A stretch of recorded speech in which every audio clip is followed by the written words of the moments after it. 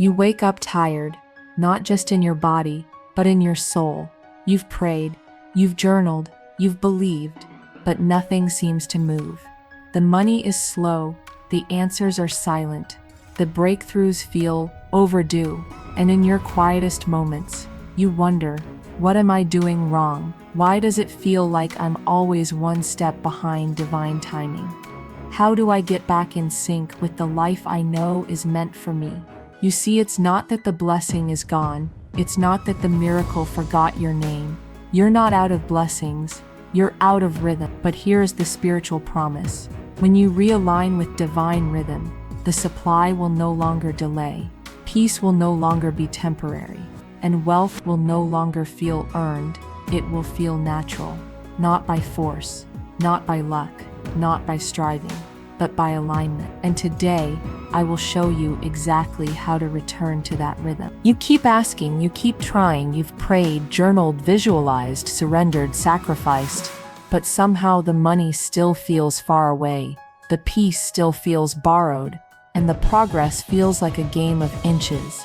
You're not lazy, you're not lost, you're just standing in the way of what's already yours. So let me ask you something that might stop your heart for a moment. What if the very thing you desire is being delayed because you're secretly resisting the way it's trying to arrive? What if the door isn't locked but your belief is? What if the universe is not ignoring you? It's just mirroring your subconscious refusal to trust. Here's the truth, no one wants to say. You will never attract what you secretly despise. If you resent wealthy people, you repel wealth. If you shame your own needs, you delay your own provision. If you fear asking for more, you silently agree to less. So here is my promise to you. If you can bless what you want and stop resenting how it hasn't come yet, it will arrive faster than logic will ever understand. It's not a trick. It's not magic. It's not positive thinking. It's a law. And now let me teach you how it works. We are now stepping into the divine law of non-resistance. Florence Scovel Shinn said, "Resistance is hell, for it places man in a state of torment." This law is simple, but most people break it every single morning before 9 a.m. What is it? The law of non-resistance is the spiritual principle that says, whatever you fight, you feed. What you push against, you energize. What you fear, you magnetize. And what you silently curse, you unconsciously create. Non-resistance does not mean giving up. It means releasing the tension in your spirit, the tightness in your jaw, the how will this happen thoughts. It means letting go of your battle posture and standing instead in quiet authority. Why do people block it? Because they confuse struggle with strength. They think trying harder is the way to manifest, not realizing that striving is actually opposing what you want.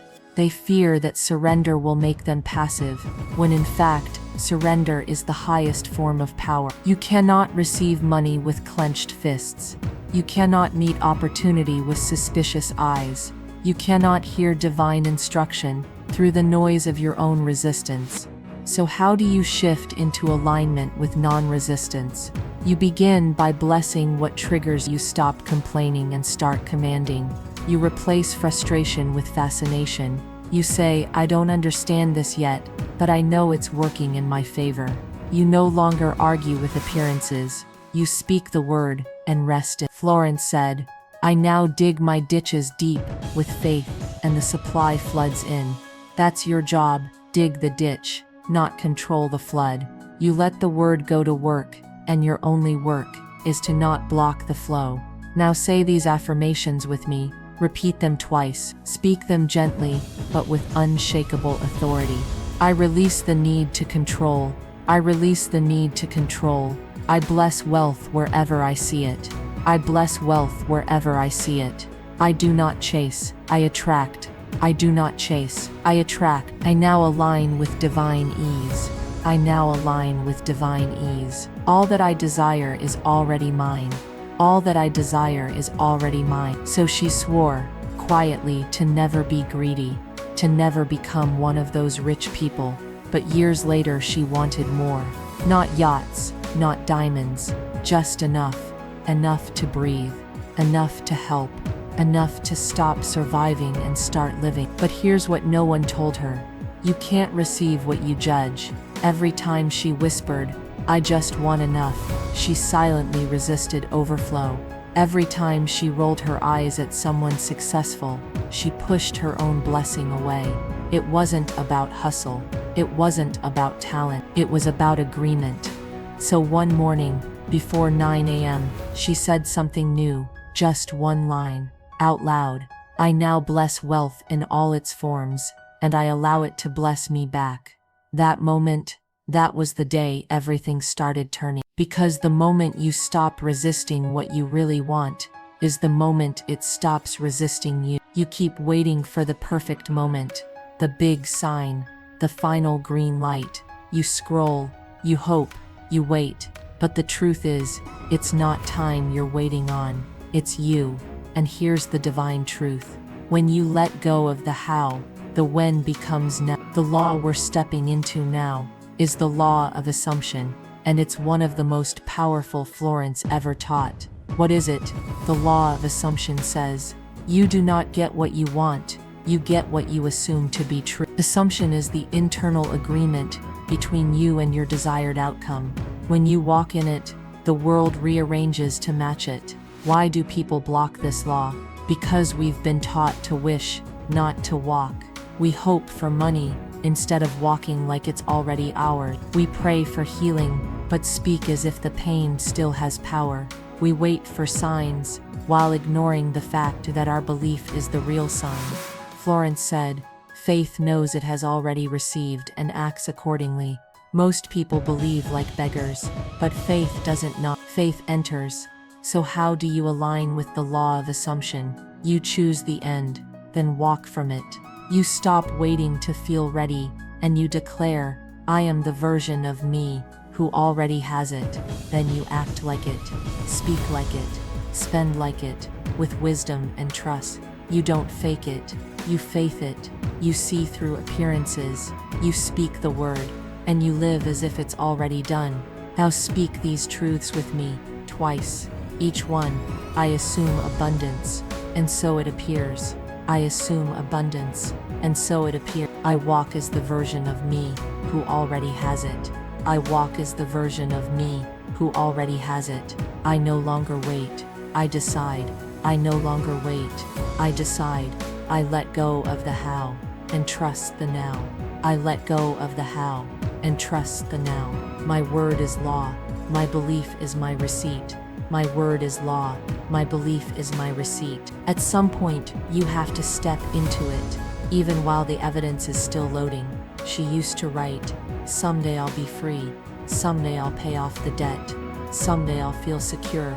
But one morning she changed the sentence. She wrote, today I walk as the woman who's already free. She changed no job, no city, no password. She just changed her state. And everything followed. When you let go of the how, the when becomes now. Speak from the end, and watch the world rush to catch up. You've been calling it a block, but maybe it's just misdirection. You think the problem is the economy, the boss, the bills, the circumstances.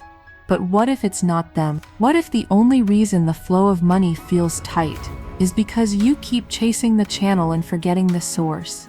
Florence said, man must prepare for the thing he has asked for, though he does not see it. And most people prepare for a paycheck, but not for provision. Let me ask you this. Have you confused your job with your source? Have you placed your faith in the system while the spirit waits unlimited? Because here's a bold promise. When you stop idolizing the channel and start trusting the source, money will come from where you least expect it. You won't have to beg. You won't have to compromise. You won't even have to try harder. You'll simply align, and it will flow. Let me show you how. We are now entering the divine law of the spiritual source. What is this law? Teaches that money does not come from people. It comes through them. God is your source. Spirit is your backer. The universe is your divine supply chain, infinite, unbothered, and fully resourced. The job is a tool. The client is a vehicle. The sale. The customer the investor. All just channels. But the supply comes from something far greater. Why do people block this law? Because they put the channel on a pedestal. They think the job pays them. They think the client decides their income. They think money is a reward for hustle, not a response to spiritual alignment. They fear losing the channel, and so they attach themselves in desperation. And desperation blocks the divine. You see, when you cling to the channel, you limit the infinite. So how do you realign? You bless the channel, but you worship the source. You say, this may be one way it comes, but it's not the only way. You stop asking who will pay you. You start declaring, my supply is limitless. My source is spiritual. My channels are many. You work with excellence, but you walk in rest, because you know no one can cut off what God is flowing through you. Florence said, I now draw from the abundance of the spheres my immediate and endless supply. That's your right. That's your anchor. That's the law. Say these words now, slowly, twice. My source is spiritual, unlimited, and always on time. My source is spiritual, unlimited, and always on time. Money comes through many channels, but from one source. I no longer chase the vehicle. I trust the supply. I no longer chase the vehicle. I trust the supply. Unexpected income finds me now. Because I expect it.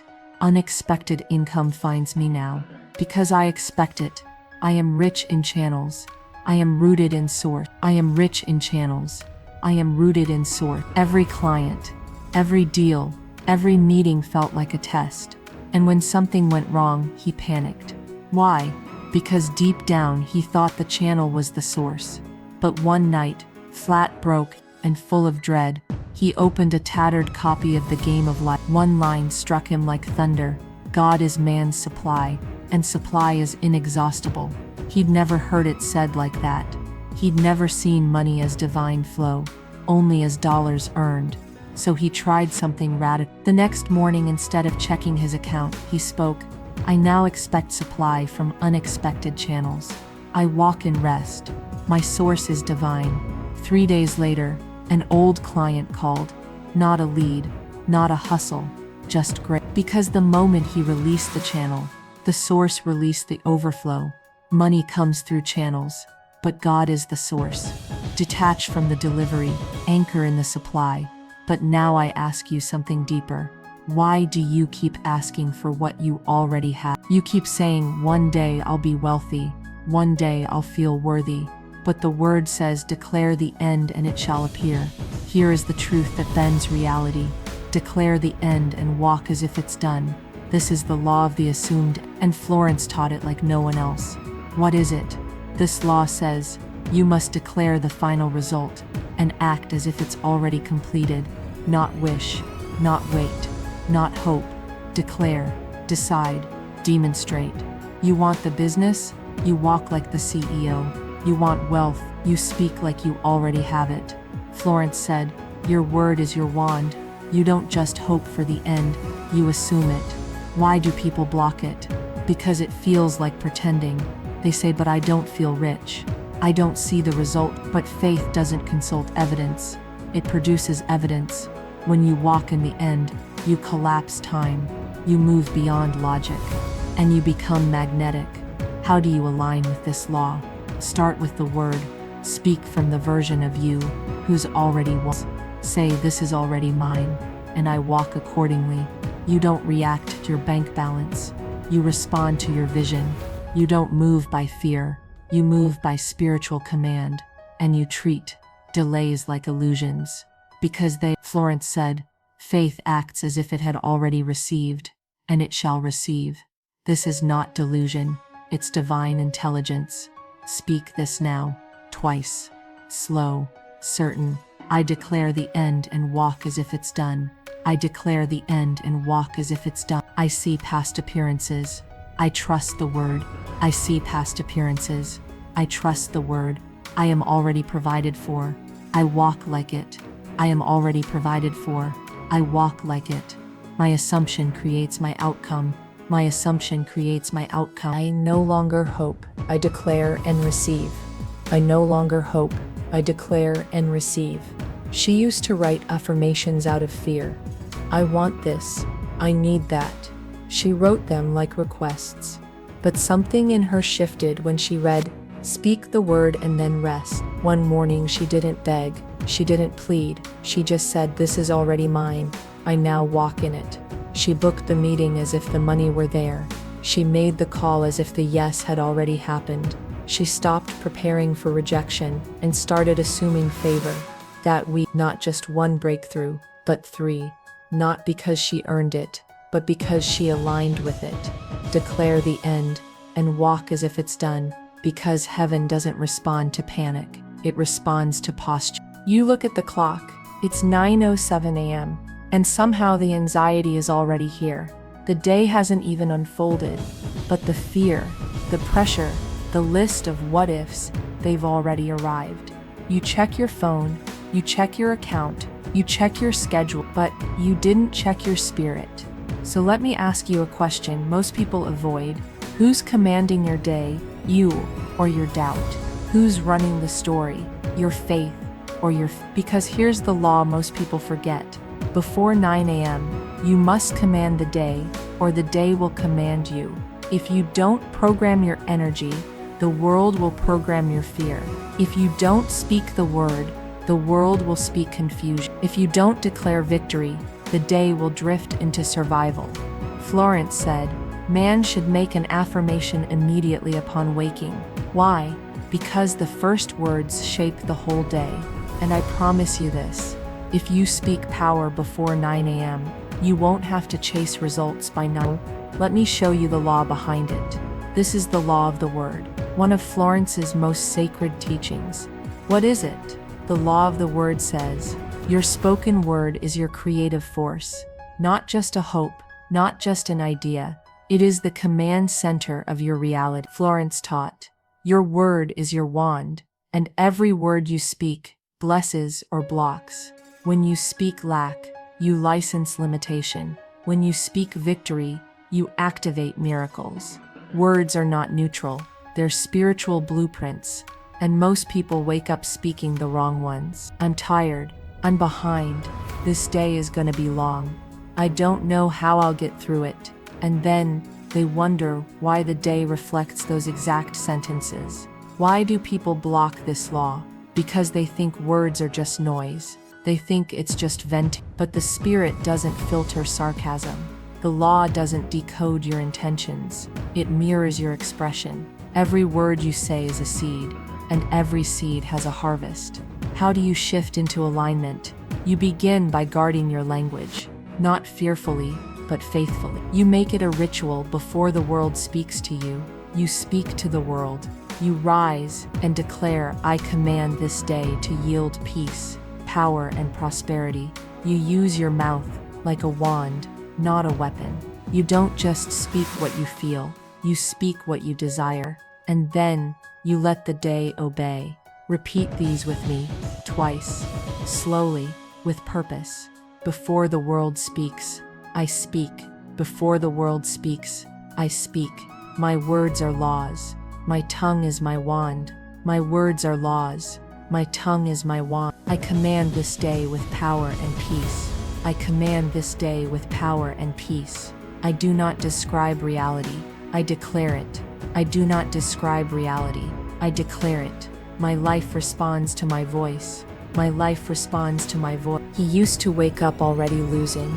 Alarm blaring, mind spinning, scrolling for relief, and finding more pressure. His first words were always fear-based. What do I have to do today? What if something goes wrong?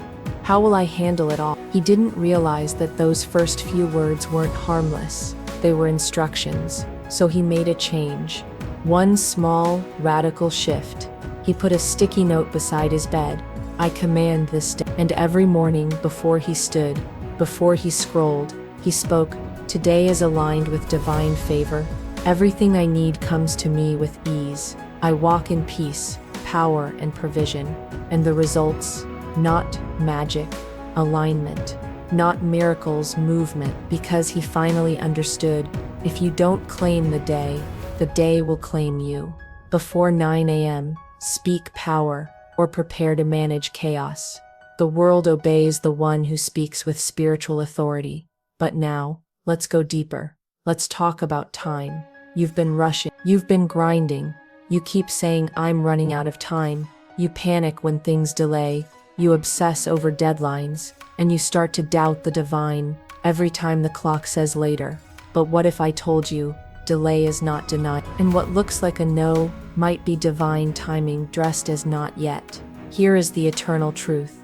Every delay is just divine timing dressed in disguise. Florence said, faith knows it has already received and acts accordingly. So delay is not a sign of lack, it's a sign of preparation. Let's break the law behind this. This is the law of divine timing. What is it? It's the spiritual truth that everything good unfolds at the perfect moment, not a second sooner, not a moment late. And if it's delayed, it's either being built or you're being built. Why do people block this law? Because they confuse silence with abandonment. They think waiting is punishment. They assume God has forgotten, when really God is just finishing the blueprint. They rush the process. They stare at the clock more than they stare at the vision, and then they collapse, not because it's hard, but because it's not fast. Florence wrote, infinite spirit is never too late and never too early. You must stop panicking and start preparing. How do you align with divine timing? You surrender to the sequence. You trust the silence. You stop asking, when will it come? And start saying, I will be ready when it does. You move in faith, not in frenzy. You practice peace, not pressure. You say, what is mine is on the way. I need it in rest, not resistance. The door may not open today, but your preparation does. Repeat these aloud, slowly, with confidence. I no longer rush, I prepare. I no longer rush, I prepare. What is mine cannot miss me. What is mine cannot miss me. Every delay is divine design. Every delay is divine design.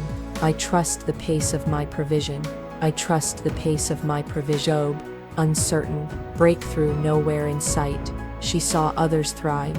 She thought she was behind. She whispered, what's wrong with me? But then she read Florence's line. Faith does not bargain, it prepares. So she stopped chasing, stopped begging, stopped bargaining. She lit a candle, put on her best dress, and said aloud, I prepare as if the blessing is already en route, and I meet it in peace.